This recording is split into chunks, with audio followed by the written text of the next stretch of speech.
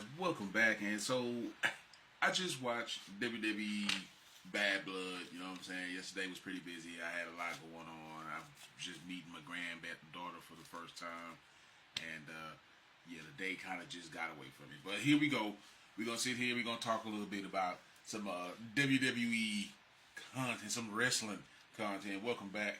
If you hadn't already, go ahead and follow. So basically, what we're gonna talk about is WWE Bad Blood. I'm sure you probably caught the pay-per-view last night all over the TikTok or whatnot. Everybody talking about it. It was an okay pay-per-view. Well, it was an okay PLE. I need to stop saying pay-per-view. That's the old school in me. It was an okay PLE. Okay, though I believe the first match should have been the main event, in my opinion, because you could once again, you got another pay-per-view where Cody Rhodes won and ain't defending the title, so I guess. But nonetheless, we'll get to that, what I think about that main event between the Bloodline and Roman Reigns and Cody Rhodes. But nonetheless, CM Punk and Drew McIntyre put on what could be said to be the return to what Hell in a Cell used to be. You know what I'm saying? When we think about Hell in a Cell, people think about, the blood, the high falls, the incredible spots, the memorable moments and whatnot, the hell that each superstar puts themselves through and whatnot. And last night, CM Punk and Drew McIntyre put on a barn burner, if that's what you want to call it. But there was one thing that was kind of pissing me off, and I don't know if y'all caught it or not, but that one thing was the ref trying to use a towel to clean the blood off the superstars' faces. Bro, look, that right there kept pissing me off. Every time I see him throwing a towel, and even the superstars, it's like, man, get that shit up out of my face, bro. We bleeding here. That's the whole point of Hell in the Cell. Drew McIntyre and CM Punk did what they were supposed to do last night in that match. And without a shadow of a doubt, it probably was, in my opinion, the best thing about the match, about the night of Bad Blood. Moving on into the next match, what I believe was Bayley versus Nia Jax.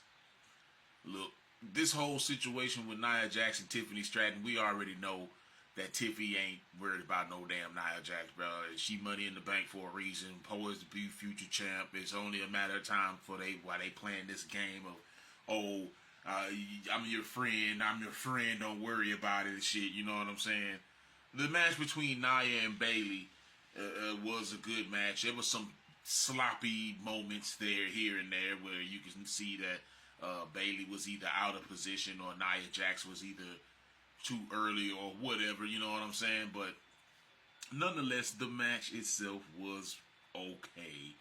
And it ended like any other match like that would end, with some controversy, because you still got that idea that Tiffany Stratton will cash in on whoever is women's champion. It don't matter if it's Nia Jax or if it's fucking Bayley. Tiffany Stratton is there. It just so happens that right now, Tiffany Stratton and Nia Jax are a semi-duo, I guess. And anyway, Nia picked up the win, dropping the Annihilator on Bayley after the Avalanche Samoan drop, and picked up the win on that one.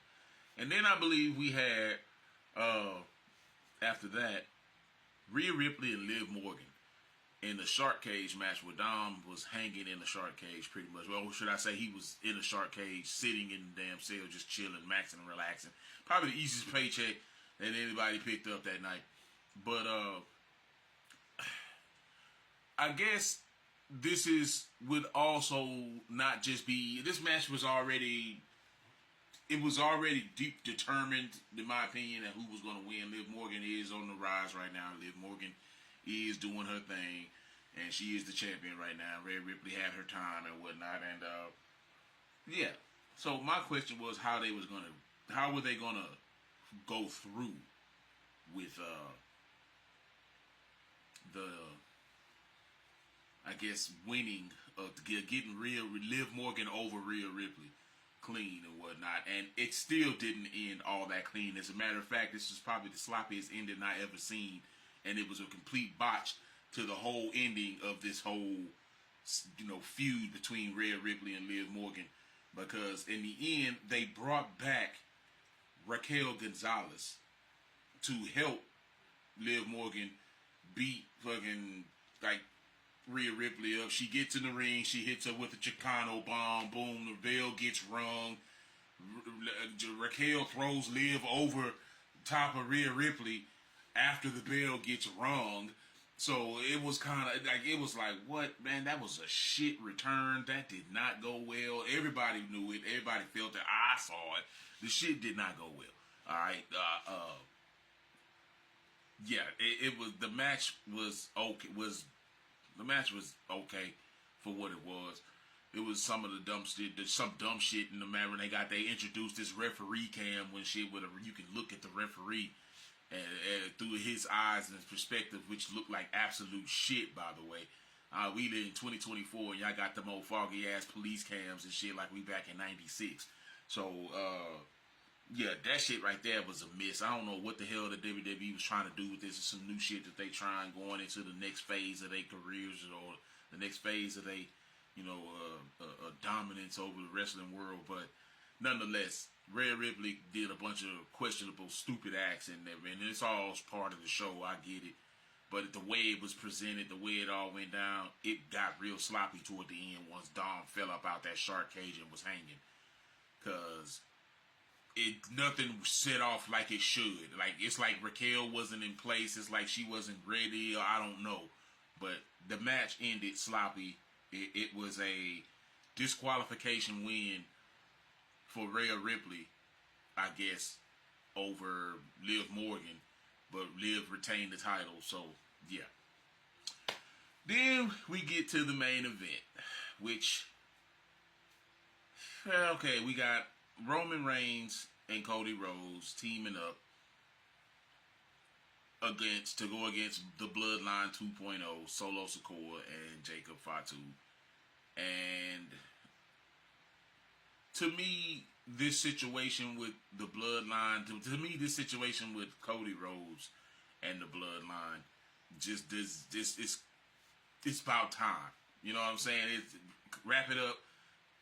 Let Cody move on to some bigger and better things, which we did see, and I'll make another video about that, about some backstage altercations between Cody Rhodes and Kevin Owens. I don't know if you've seen it yet, but I will be dipping on it and touching on it. But nonetheless, it's time for that to end because the Bloodline needs to go ahead and move into this Civil War phase. And, with the ending of this match going down, the return of Jimmy Uso to help Roman Reigns put down Solo Sikoa and whatnot, and then, the return of the final boss, The Rock, returns, and he, just comes out and lets his music play and whatnot, does his little 1, 2, 3, whatever, and does that. He has also did an IGN live clip from leaving the damn stage area back to his bus, talking about basically what he got planned, which is we still don't know. It's just something happening, and what he's tired. He's sick of what he's been seeing. So what I think truly is that this is the release of Cody Rhodes from this Bloodline stuff, and so it can focus mainly on the Bloodline. We got the return of Jimmy Uso. We got who else could be coming back? Now that Jey Uso is the Intercontinental Champion, I'm sure he's going to want to keep distant, but nonetheless, I'm sure that's going to end up going down. I'm sure we're going to end up seeing Paul Heyman come back. But I guess the question would be, is, Jesus, criminy on my. Guys, things talking over here.